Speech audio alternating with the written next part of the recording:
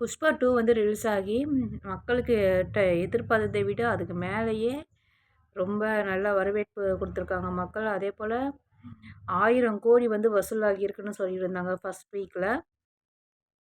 அதேபோல ஃபர்ஸ்ட் ஷோவுக்கு வந்து போன ஒரு ஃபேமிலியோட ஒரு குடும்ப தலைவி வந்து இறந்துட்டாங்கன்னு சொல்லியிருந்தாங்க. அதுக்காக தான் அல்லு அர்ஜுன வந்து கைது பண்ணியிருந்தாங்க. அவங்களுக்கு வந்து 25,00,000 வந்து குடுக்குறதா சொல்லியிருந்தாரு. ஆனா 1 வீக் ஆகியும் எதுவும் குடுக்கலன்னு சொல்லியிருந்தாங்க. அந்த லேடி வந்து இறந்தது இல்லாம அவங்க பையன் வந்து கோமாவுல இருக்காங்க. ஆனா இதுல என்ன ரொம்ப ஆச்சரியம்னா, வயசு பசங்க போவாங்க ஃபர்ஸ்ட் ஷோனா அஜித் அஜித் படம், விஜய் படம்னா போவாங்க அறக்க பறக்க பிடிச்சுக்கின்னு. ஒரு ஃபேமிலி வந்து ஃபர்ஸ்ட் ஷோ வந்து போக வேண்டிய அவசியம் உண்டா? அது வந்து கமெண்ட் பண்ணுங்க.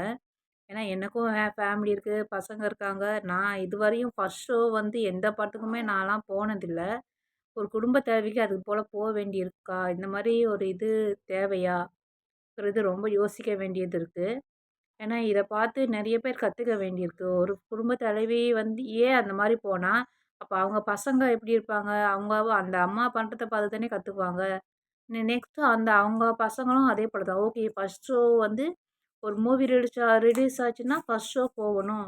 அதுபோல தானே பின்பற்றுவாங்க. அது கரெக்ட்டா? அது தப்பான்ட்டு நீங்க தான் கமெண்ட்ஸ் பண்ணணும்.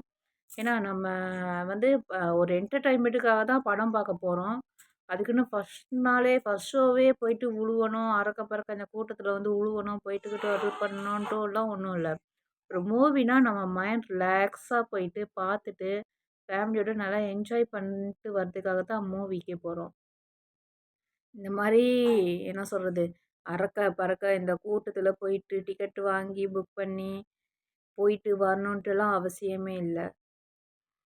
இது வந்து நீங்க கமெண்ட்ஸ் பண்ணுங்க. அதுக்கப்புறம் வந்து அல்லு அர்ஜுன் வந்து ஈவினிங் வந்து கைது பண்ணவங்க காலையிலேயே ரிலீஸ் பண்ணிட்டாங்க. ஆனா, அதுக்கே அவங்க ஃபேமிலில எல்லாருமே ஒண்ணு கூடியிருக்காங்க. தெலுங்கு படத்துலருந்து நெறைய பேர் வந்து ஆக்டர், சினிமாக்காரவங்கலாம் வந்து குமிச்சிருந்தாங்க. அவர் ரிலீஸ் ஆகுறத. அவங்க ஒய்ஃபு, பசங்க எல்லாருமே வந்திருந்தாங்க. அதேபோல அவர் என்ன பிரஸ்ல சொன்னாருன்னா, அம் இதுக்கும் எனக்கும் நேரடியா இல்ல. எந்த சம்மந்தமும் இல்ல. நான் வந்து உள்ள தியேட்டர்ல படம் பார்த்துட்டு இருந்தேன். இது சம்பவம் வந்து நடந்தது வந்து வெளியில நடந்திருக்கு. எனக்கும் இதுக்கும் நேரடியா எந்த சம்பவமும் இல்லன்ட்டு.